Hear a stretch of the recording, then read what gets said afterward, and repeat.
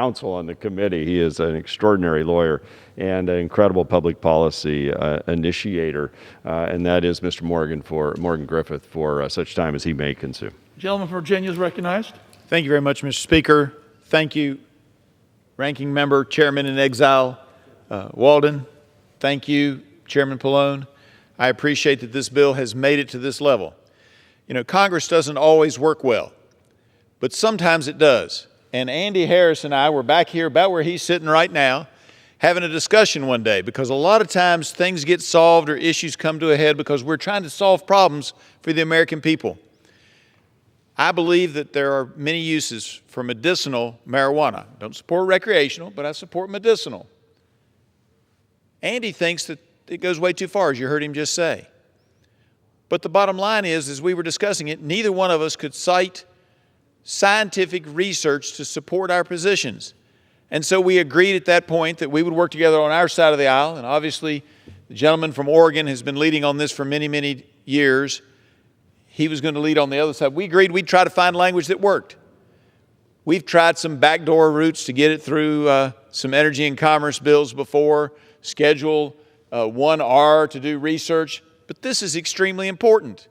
And you can be either for medicinal marijuana or against medicinal marijuana, but you can't make an argument either way without the proper research.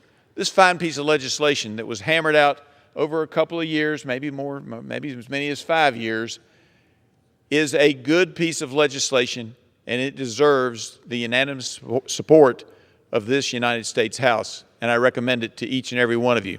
That being said, I would like to take another minute to speak about my relationship with my ranking member, Walden, who is leaving us. It is with regret on my part that he's leaving. He's got a life to lead, and that's what people sometimes forget about members of Congress. There is life after Congress, and he is going to do some interesting things. I'm anxious to learn what they are.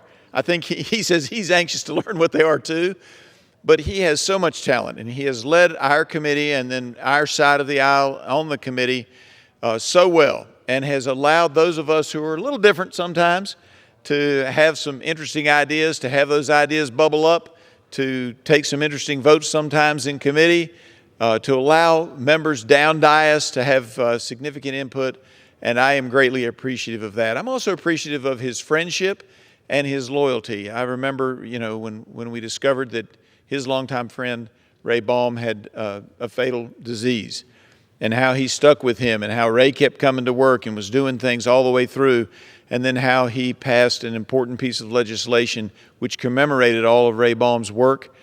You know, the bill has Ray Baum's name on it, as it should, but it was a tribute from his friend, and I respect that type of friendship, and I appreciate it very much, and I will always hold you in high regard, and if I can do anything to be of assistance in the future, I will gladly do so. And with that, I yield back. Mr. Speaker, I just want to thank my friend and colleague from Virginia for both his very kind comments, but also his incredible work ethic. I don't know anybody. I'll tell one quick story about Morgan Griffith.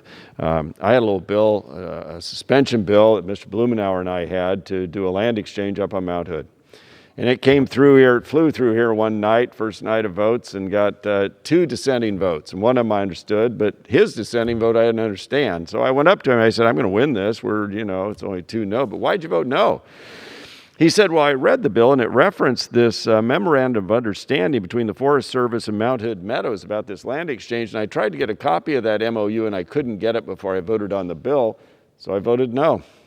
Well, the bill didn't get through that Congress. It got through the House, but not, of course, the other body. So the next Congress, we did it again, and I made sure that Mr. Griffith had that memorandum of understanding related to this little land transfer bill in a district, area that Ms. Blumenauer and I share, and he voted with us on that measure, and I thought, he's a pretty darn good, thorough legislator if he's reading every suspension bill and every land transfer bill and diving into the weeds. Americans need to know what a great man he is. With that, I'd recognize gentleman from Georgia again, Mr. Carter, for such time as he